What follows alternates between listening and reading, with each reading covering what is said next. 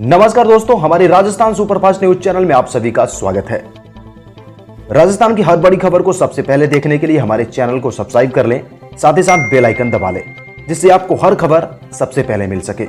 राजस्थान में फिर डराने लगा कोरोना। राजस्थान में पिछले 24 घंटे के दौरान कोरोना के 8,428 नए पॉजिटिव केस मिले हैं, वहीं 22 मरीजों की मौत हो गई। राहत की बात यह रही कि 12,839 मरीज ठीक भी हो गए, लेकिन कोरोना से मौत के आंकड़े में इजाफा हो रहा है।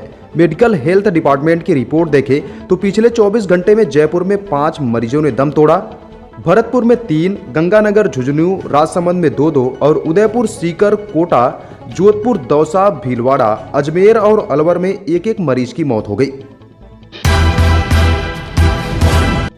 पिता की मौत से अनजान पाकिस्तान की जेल से गेमरा राम ने भेजा खत। भारत पाकिस्तान सीमा से सटे सरहदी बाड़मेर जिले के परिवार को पाकिस्तान की जेल से एक चिट्ठी आई। यह चिट्ठी किसी और ने नहीं बल्कि उनके बेटे ने लिखी है। चिट्ठी में बेटे ने अपने पिता सहित परिजनों का हालचाल जाना है, मगर दुख की बात है कि बेटे को यह नहीं पता कि उसके पिता की मौत 2 महीने पहले हो चुकी है। पिता की मौत से अनजान बेटे ने उनके बारे में खत के जरिए पूछा। उसने लिखा, मैं यहाँ ठीक हूँ, पूरे परिवार को प्यार भरा नमस्कार और राम राम। सभी से माफी मांगना चाहता हूँ, मुझसे बड़ी गलती हो गई। मेरी चिंता बिल्कुल मत करना। पापा की तबीयत ठीक नहीं थी, अब उनकी तबीयत कैसी है? रात में बहन के साथ सोई थी युवती, सुबह घर के बाहर लाश मिली। राजस्थान के सीकर जिले में एक युवती का शव उसके घर के बाहर पड़ा मिला। धारदार हथियार से वार कर हत्या करने की वारदात सामने आ रही है।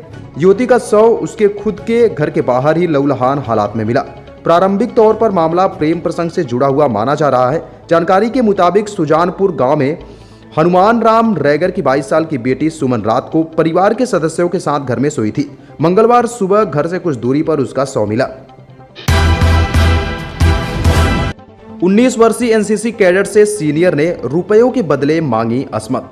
चूरू के राजकीय लोहिया कॉलेज की एनसीसी की एक कैडेट से उसके सीनियर कैडेट द्वारा रुपयों के बदले असमत मांगने का मामला सामने आया है। एनसीसी की इस कैडेट का आरोप है कि उसका सीनियर पिछले 3 महीने से उसके साथ गंदी हरकतें कर रहा है। आरोपी ने उसकी डिमांड पूरी नहीं करने पर एनसीसी से निकलवा देने की धमकी दी है। वहीं उसके भाई को भी धमकाया, वह उससे रेप करेगा। यही नहीं, उसके मोबाइल नंबर कॉलेज में अपने दोस्तों को दे दिए। 19 वर्षीय इस छात्रा की रिपोर्ट पर बुधवार को महिला थाने में आरोपी एनसीसी कैडेट श्री कृष्ण स्वामी और आकाश सैनी के खिलाफ आईपीसी संगीन धाराओं में मामला दर्ज किया गया है। तोता लापता हुआ तो पत्नी ने छोड़ा खाना। शेखावटी के सबसे बड़े शहर सीकर में इन दिनों एक तोता बेहद चर्चा में है। इसकी चर्चा का कारण है तोते का उड़ जाना। अफ्रीकन नस्ल का यह ग्रे पैरट शहर के नामी गिरामी डॉक्टर का है।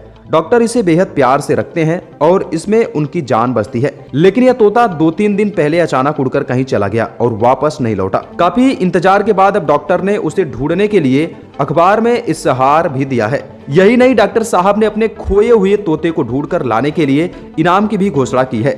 वही अपनी पूरी टीम को भी इस तोते को ढूंढने में लगा दिया है। राजस्थान में फिर छाया नाथी का भाड़ा। राजस्थान में रीट परीक्षा को लेकर मच रहा बवाल थमने का नाम नहीं ले रहा है। बीजेपी युवा मोर्चा के कार्यकर्ताओं ने अब इसका विरोध जताने का नया तरीका खोज निकाला है।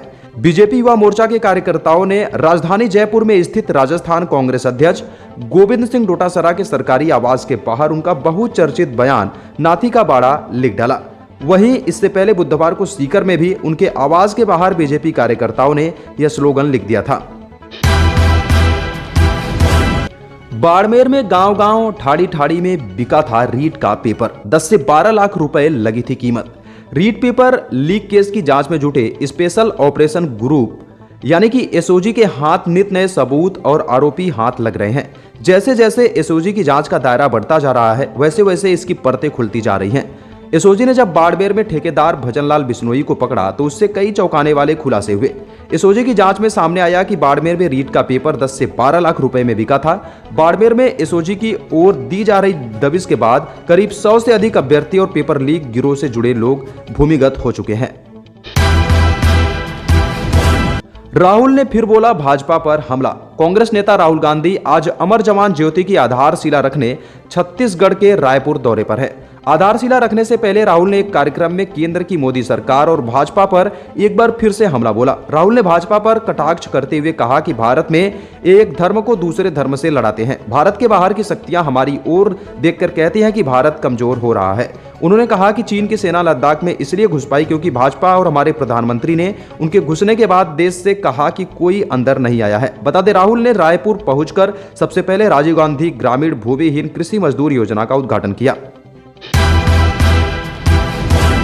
फिरोजपुर सीमा में घुसपैठ की कोशिश कर रहे पाकिस्तानी को बीएसएफ ने ढेर किया। पंजाब के फिरोजपुर जिले में अंतर्राष्ट्रीय सीमा पर एक पाकिस्तानी घुसपैठियों को मार गिराया गया है।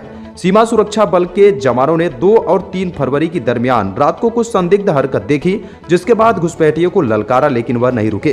खतरे को भांपते हुए बीएसएफ कर्मियों ने गोली चला दी, जिसमें अज्ञात घुसपैठिए की मौके पर ही मौत हो गई। बीएसएफ के जवानों द्वारा तलाशी अभियान चलाया जा रहा है। सेना प्रमुख ने उत्तरी व पूर्वी सैन्य कमान के नए कमांडर इन चीफ के साथ की बैठक। भारतीय सेना के उत्तरी व पूर्वी सैन्य कमान को 2 नए मुखिया मिल चुके हैं। उत्तरी व पूर्वी कमान संभालते ही नए कमांडर इन चीफ ने सेना प्रमुख के साथ चीन और पाकिस्तान को घेरने के लिए रणनीति बनानी शुरू कर दी है। दरअसल सेना प्रमुख जनरल मनोज मुकुंद नरवणे उत्तरी व पूर्वी सैन्य कमान के नए कमांडर इन चीफ के साथ पाकिस्तान और चीन की सीमा की स्थिति को लेकर बैठक कर रहे हैं। इसके अलावा हाल ही में उपसेना प्रमुख का पदभार संभालने वाले लेफ्टिनेंट जनरल मनोज पांडे ने vice chief of army staff के रूप में पहली बार इस बैठक में शिरकत की है।